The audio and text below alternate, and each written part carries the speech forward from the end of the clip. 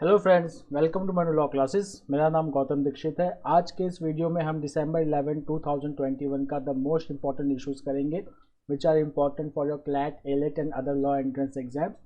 Some of the important topics today are we are going to discuss about global hunger index. उसके बारे में parliament में एक report आई है and it has come up with the new findings. Then Lancet का एक report discuss करेंगे उससे related. Then there is one interesting fact related with Beti Bachao Beti पढ़ाओ campaign which was launched in 2015. We will study that also. Then on editorial, there is one editorial related with goods and services tax. It discusses all the important points related to GST, what are the problems in that. So we are going to study that. So let's start the news. So over here in the democracy summit, जिसको host किया था US के president Joe Biden ने, वहाँ पे हमारे prime minister ने he has highlighted that democracy should jointly deal with social media and crypto currencies. जैसा कि हम जानते हैं we already have an IT regulations, so new IT guidelines have come up that is called as IT rules 2020.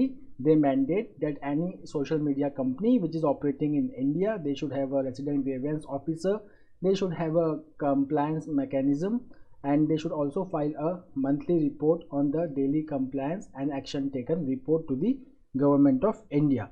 Now any social media company not complying with the new IT rules, they will not be provided protection under the section 79 of IT Act 2000. Now what is this section 79 of IT Act? So section 79 एक ऐसा act होता है जो social media platforms जो neutral होते हैं उन्हें एक प्रोटेक्शन देता है from the content which is posted by the user. One of the important provision of section 79 is that if any social media company or platform, if they are not complying with the government rules, so the protection provided to them by section 79 goes away.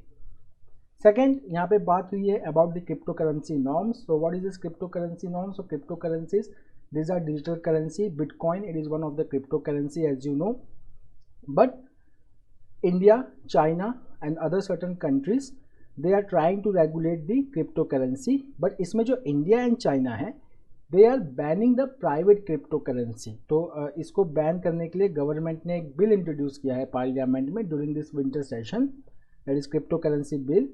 इसके तीन important points हैं जो हमें exam point of view से remember रखना है. पहला point तो ये है कि it is going to ban the private crypto currencies first. Second, it is going to use the technology which forms the background of functioning of crypto currency. उस technology को हम क्या कहते हैं? We call it as block chain technology.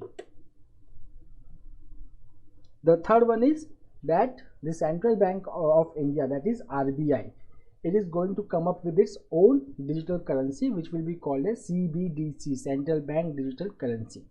अब यहाँ पे जो अदर इम्पॉर्टेंट न्यूज़ है डेमोक्रेसी समिट से related, so the US president he has plans to provide $424.4 million for supporting free and independent media, fighting corruption, strengthening democratic reforms, advancing technology for democracy and defending free and fair election. इस initiative का नाम क्या होगा? That is very important. It will be called as presidential initiative for democratic renewal. Now जब हम foreign page पे जाएंगे तो हम वहाँ पे देखेंगे कि चाइना में कहा गया है कि the leaders of China are saying that China is the biggest democracy in response to this democratic summit. Now that is one other important point कि एशिया से किसको किसको यहाँ पे इनवाइट किया गया था. More than 100 countries have been invited to for this democracy summit, but from Asia 4 countries were invited. They were India, then Pakistan, then Maldives and Nepal.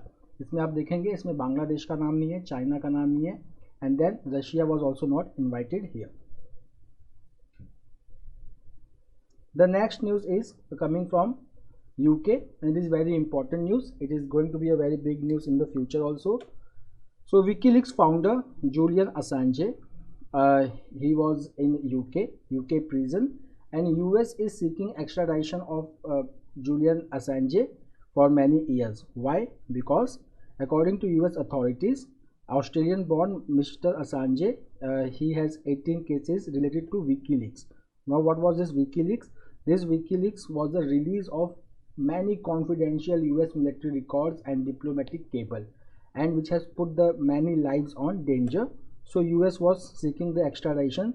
Now US has got the permission from UK court to extradite Assange, and now he can face US laws in US. So the Royal Court of Justice in London, the United States has won an appeal against a ruling by a London district judge, which has said that Mr. Assange should not be extradited because he was likely to commit suicide in US prison. So this order has been overturned by the Royal Courts of Justice in London. The next is Omicron. So Omicron, it is the 5th variant of concern declared by the World Health Organization. The Pango lineage is B.1.1.531. Now the central government has highlighted certain important points related to Omicron. So 7 new cases have been detected related to Omicron, and if you will just see the number of cases, so 7 cases were detected in Maharashtra, 2 in Gujarat, and now the total number of cases are 32. Now, according to our ICMR Director General Balram Bhargava, clinically Omicron has not posed any burden to our healthcare system. ये news हमने कल भी किया था, editorial में किया था, पर वहाँ पे जो साउथ अफ्रीकन के जो डॉक्टर्स हैं वो कहते हैं कि किसी भी वायरस को अपना पूरा पोटेंशियल दिखाने के लिए 2 हफ्ते का एनालिसिस बहुत कम है. We have to wait for at least a month.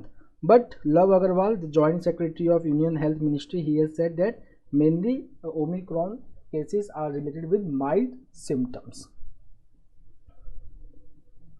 Now we will follow this news on page number 8. Now,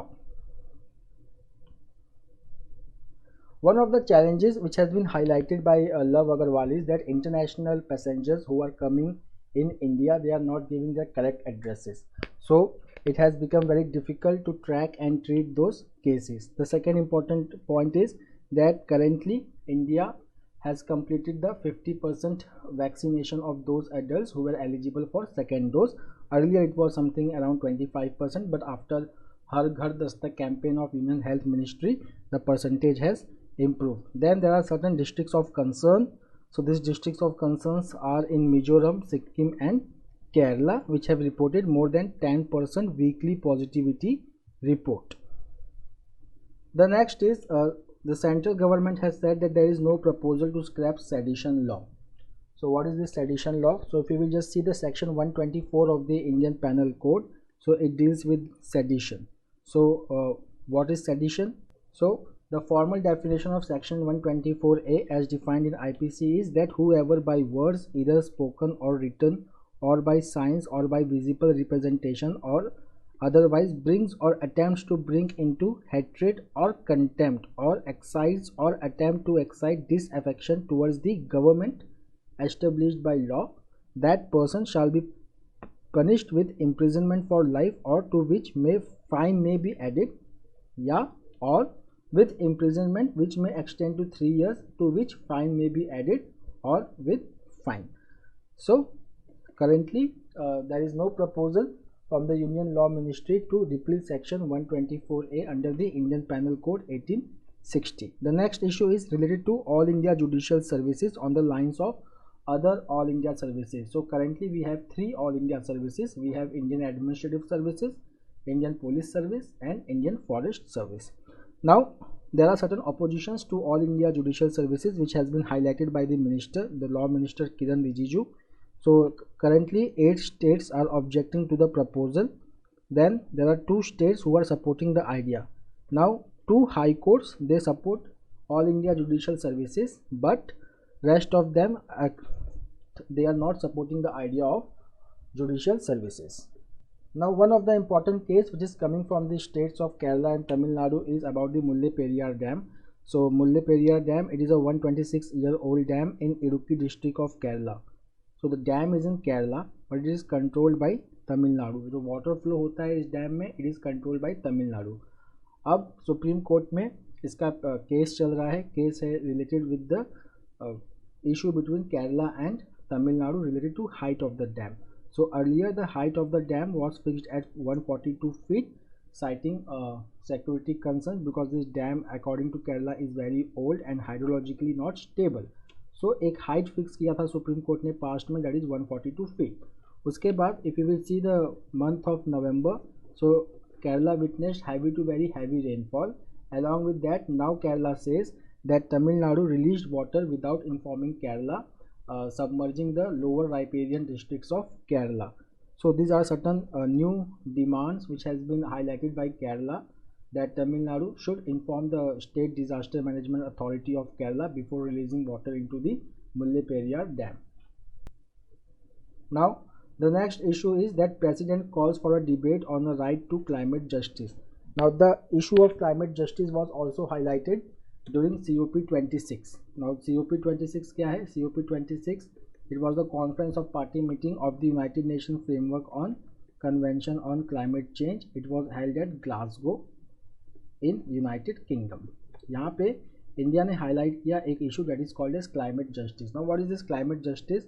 In short, climate justice means that historically developed countries are responsible for increasing the greenhouse gas emission and causing global warming, and the share of developing and least developed countries in emission is very low, but the impact of global warming is being felt by each and every person and each and every country in the world.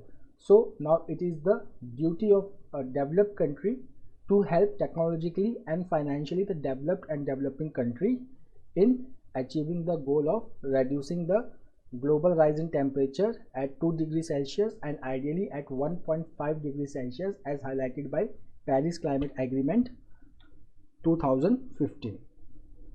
Now there is one other interrelated news related with climate change, that is the United Nations has conferred observer status on International Solar Alliance.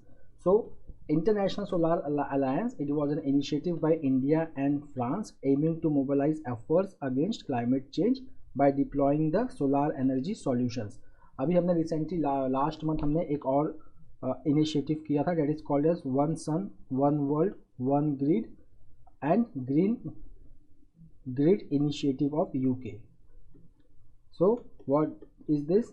This is a initiative by India and US to expand the grid throughout the continents. Okay, so this International Solar Alliance, it was announced in the 21st Conference of Parties to the United Nations Framework Convention Change held in Paris in 2015.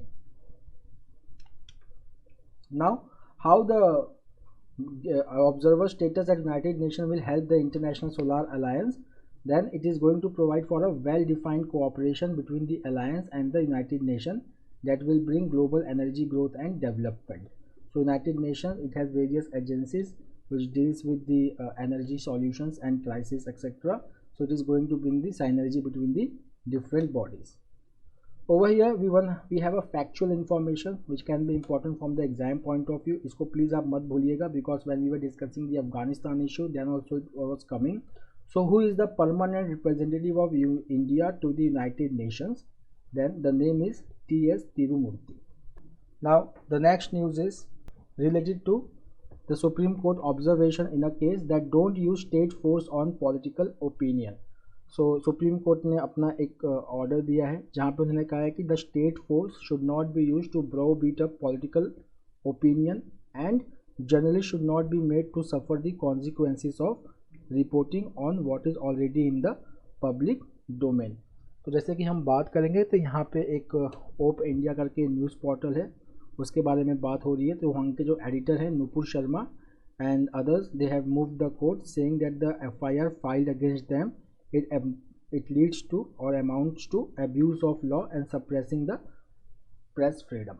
Okay, तो जैसे कि हमने section 124A किया अभी, उसी से related है ये news. Okay, so they are also the section 124 एक प्रोमिनेंट जर्नलिस्ट थे जो अब रहे नहीं, विनोद दुआ, उनके अगेंस्ट लगा था section 124A in Himachal Pradesh. He won the case in supreme court. Since then this issue is going on that whether section 124A, which is the colonial law, whether it should be scrapped or it should be retained on the statute book of India. The next news is that in Lok Sabha, minister list steps for supplementary child nutrition. तो यहाँ पे एक किसका background है, पहले हम background देख लेते हैं। There is a index which is called as global hunger index GHI। It is released by concern world wide and world health hunger. इस साल the global hunger index which was release, उसमें India का score था 27.5 और India का rank था 101 among 116 countries. इसके 4 parameters होते हैं। एक तो होता है माइल न्यूट्रिशन, दूसरा होता है wasting, then stunting and then child mortality. Now India का जो सबसे बहुत ही कम रैंक आया था 101, it was even lower than Sri Lanka, Bangladesh, Nepal and Pakistan. It was mainly because very poor score in mile nutrition. But recently हमने लास्ट वीक भी किया था, नेशनल फैमिली हेल्थ सर्वे 5 का रिपोर्ट आया। Then in national family health survey 5 वहाँ पे देखा गया कि माइल न्यूट्रिशन का जो प्रपोर्शन है वो डिक्रीज़ हुआ है, चाइल्ड स्टंटिंग वेस्टिंग का भी प्रपोर्शन जो है वो डिक्रीज़ हुआ है। Okay, so over here the issue is related with that only, but the most important point over here is a paper which has been published in British journal Nature, which has been authored by Saskia Ossendorff. She is from the Micronutrient Forum and the report states कि जो gross national income है कोविड-19 के time में वो बहुत ज़्यादा decrease करेगा 2022 में in 118 countries as compare to 2019। तो जब ग्रॉस इनकम डिक्रीज करेगा तो access to food and nutrition will also decrease and it is definitely going to lead to increase in the number of children under 5 years who will be wasted and who will be stunted. So wasting will increase by 9.3 million and stunting will increase by 2.6 million. और अगर हम child mortality की बात करें तो it will increase by 1,68,000 additional death under 5 years. The next is a very flagship program of the government, इसे कहते हैं Beti Bachao Beti Padhao. Now why we needed this campaign और this program Beti Bachao Beti Padhao? Because if you will see the child sex ratio in India, it has decreased significantly, and if we compare the data from last 2 census, so there is a decline of at least 10 percentage point. So according to the 2011 census, if we see the child sex ratio, so it is 918 girls for every 1000 boys in 2011. Now which state has the lowest sex ratio and lowest child sex ratio? Please write me in the comment box. Now what is sex ratio? Sex ratio is number of females per 1000 male. अब एक parliamentary standing committee थी, parliamentary committee on empowerment of women, which has said that around 80% of the funds under the Beti Bachao Beti Padhao scheme has been spent on media campaigns. अगर हम distribution देखें कि scheme के अंदर what is the distribution of funds, कैसे खर्च होना चाहिए fund. So it has been clearly laid down that rupees 50 lakh a year is earmarked, okay, a district for utilization under 6 different components. 16% जो है इसमें जाएगा for intersectoral consultation and capacity building. 50% जो जाएगा वो innovation और awareness generation activities के लिए जाएगा. 6% जो है वो monitoring और evaluation के लिए जाएगा. 10% of the fund will go for sectoral interventions in health and 10% for sectoral intervention in education and 8% was the flexi funds. But if you will see that around 80% तो सिर्फ मीडिया कैंपेन पे ही चला गया है. तो अब पार्लियामेंट्री कमेटी ने advocate किया है that now it is the time to focus on campaign and to revisit the strategy, and we must invest in measurable outcomes of health and education. क्योंकि if we see the name that बेटी बचाओ बेटी पढ़ाओ, so it targets 2 components, health of the girls and education of the girls. So please write me in the comment box that which of the sustainable development goals of the United Nations Development Program deals with health and education. The next is architect Balakrishna Doshi. He will receive the Royal Gold Medal 2022. Now the Royal Gold Medal 2022 या royal gold medal ये world का highest honour होता है for architecture and it is given by the royal institute of British architects. The next important point is that it is like a lifetime achievement award and it is approved personally by Queen Elizabeth II. The next is the news which is related with democracy summit, which we did on the first page. So see, just read the line that attacking the US, the foreign ministry says that the self-style beacon of democracy has evident malaise. तो यहाँ पे जो attack है वो democracy summit पे किया गया है क्योंकि चाइना को और रशिया को इनवाइट नहीं किया गया था. Now why China and Russia were not invited? So there can be one of the reason which must be coming into your mind that they are arch rival of US, but there is another reasons also that China and Russia both are communist country. The next is the Nobel Peace Prize winners call for journalist protection. So we already know that a Nobel Prize for Peace for 2021 has been bestowed upon Maria Ressa from Philippines and to Dmitry Muratov from Russia. So while receiving the award, they were delivering their lectures in Nobel Lectures at Oslo City Hall, where they have called for journalist protection to protect the democracy in the world. Now other informations are that Ms. Maria Ressa, she co-founded Rappler, which is a news website criticizing the Philippine government. Now Dmitry Muratov, he founded Novaya Gazeta, which is a Russian newspaper in 1993. The next is economics. So fuel demand has declined 11.4% in November after the festival boost. What is this festival boost actually? Festival boost का मतलब होता है कि जब हम अक्टूबर का month देखेंगे, जब दिवाली का पूरा हम महीना देखते हैं तो there are festivals in line की पहले दशहरा होगा, फिर उसके बाद कुछ और फेस्टिवल्स होंगे, then there will be Diwali. So festival boost इसे कहते हैं. बट हमने देखा है कि फेस्टिवल बूस्ट के बाद फ्यूल का जो डिमांड है इट डिक्लाइंड बाय 11.4%. नाउ इसी टाइम में the central government announced ₹5 excise duty cut on petroleum and ₹10 excise duty cut on diesel. In spite of that, the fuel demand has declined by 11.4%. Then last week हमने एक news किया था कि USA, Japan, South Korea and India, they have released oil from their strategic reserve. So India, which is the third largest economy, it had released 5 million barrels of oil from its strategic reserves in coordination with US, Japan and South Korea. Why?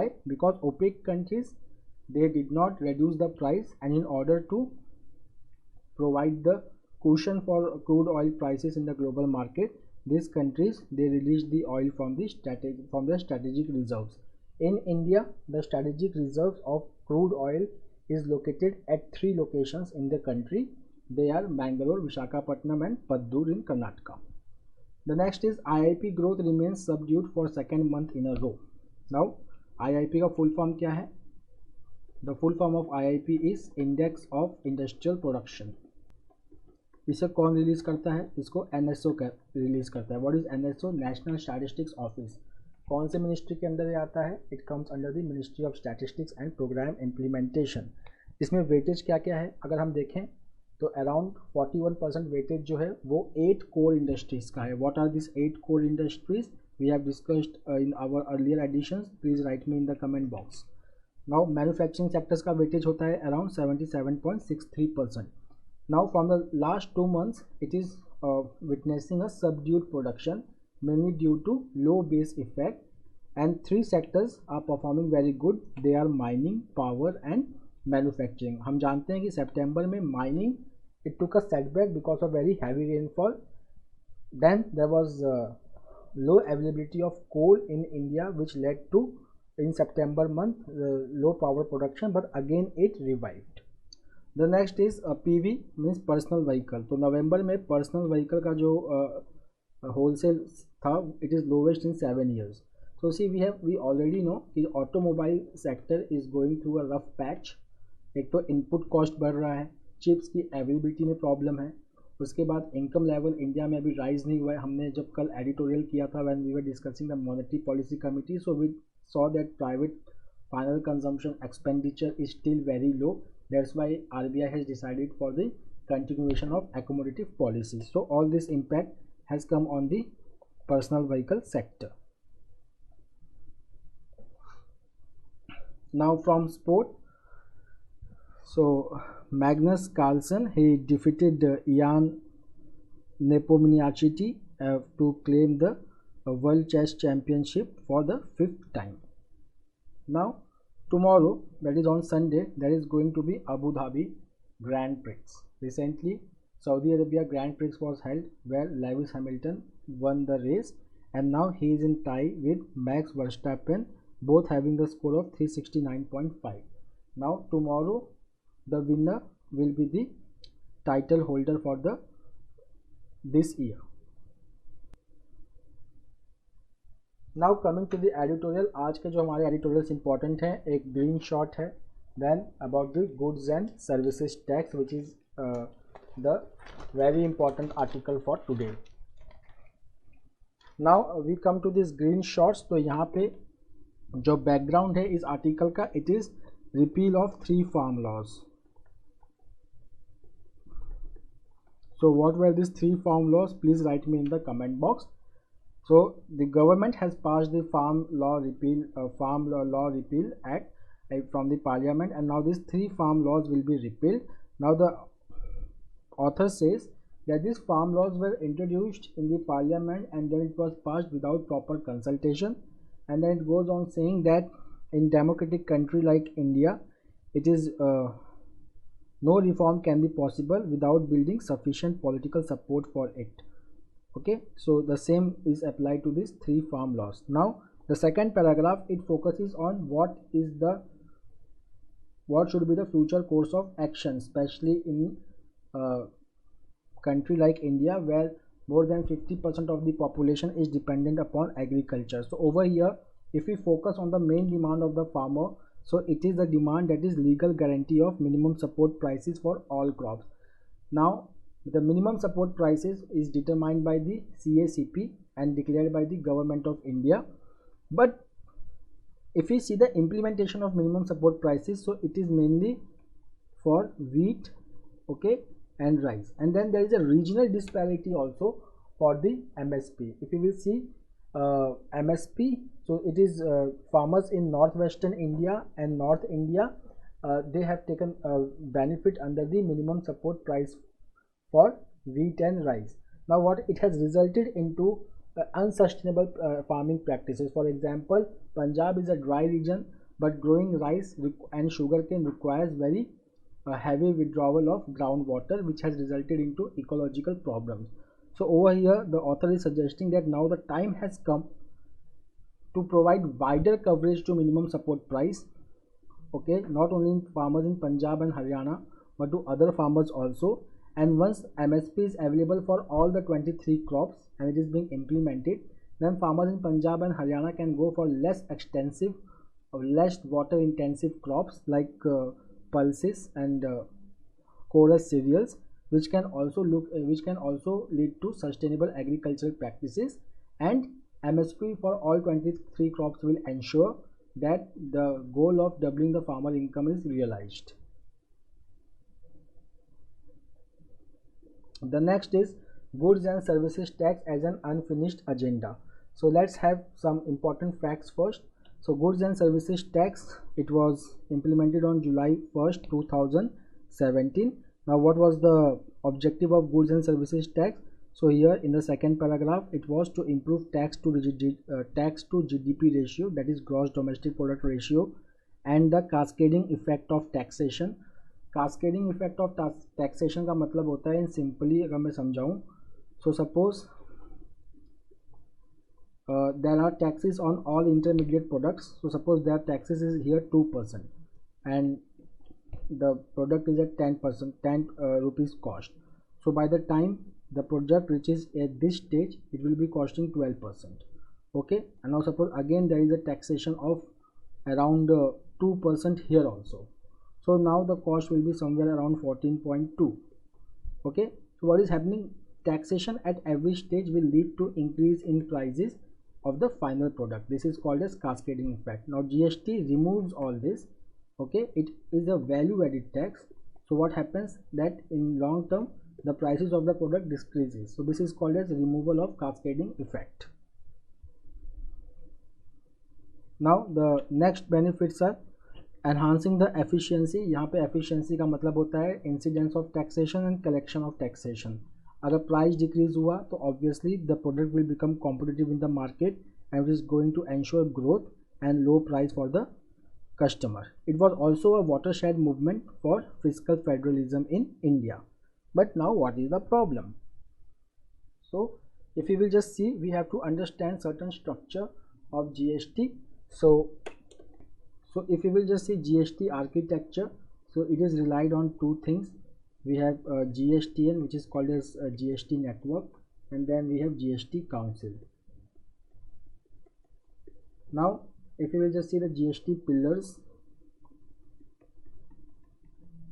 so GST pillars are revenue neutrality and then GST compensation to states. Then if you will just see, the components of GST are central GST, state GST, UT, Union Territory GST, and intermediate GST. Intermediate GST is for goods, intrastate goods, and for imports. Now the next important point about the GST is that GST is a destination based tax. What is the meaning of destination based tax? Destination based tax matlab, suppose a good is manufactured in Tamil Nadu and it is being transported to Maharashtra for consumption, so tax will not be paid in Tamil Nadu, the tax will be paid in Maharashtra. So the tax will go to Maharashtra government, not to Tamil Nadu government. Okay, it means it is a revenue loss for Tamil Nadu and gain for Maharashtra. So it is just an example. Now if we talk about GST council, it is headed by finance minister and with the minister of state in charge of finance and the state finance ministers of states as the member. And GSTN, it generates high frequency data for policy making. Now the next news is that the next important thing is that revenue neutrality. What is revenue neutrality? Revenue neutrality का मतलब होता है कि जब GST implement हो रहा था तो वहाँ पे स्टेट्स ने अपना 51.8% का रेवेन्यू फोरगॉन किया था और सेंटर ने जस्ट 28.8% का रेवेन्यू फोरगॉन किया था. तो यहाँ पे स्टेट्स ने जो रेवेन्यू फोरगॉन किया था वो सबसे ज़्यादा था. So states were in loss. So revenue neutrality means that states will be given compensation for all the revenue loss which they are bearing.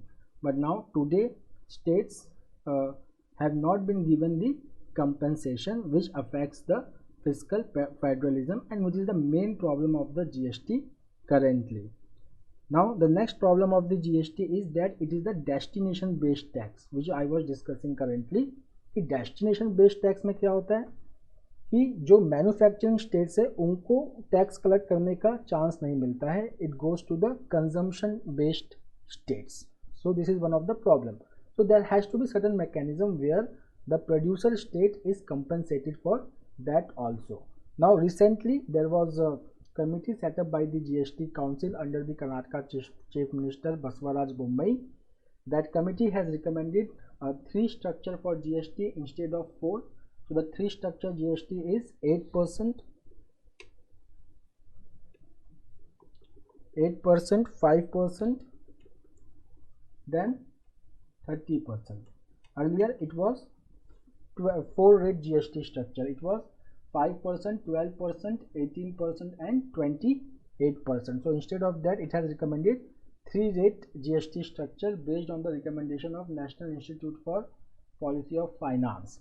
Okay. Now the next news is make the mental well-being of teachers a priority. तो हमने कल एक editorial किया था जहाँ पे we discussed about the impact of COVID-19 on education, and Tamil Nadu government has already set up a committee to improve the learning outcome, to suggest measures to improve the learning outcome in Tamil Nadu.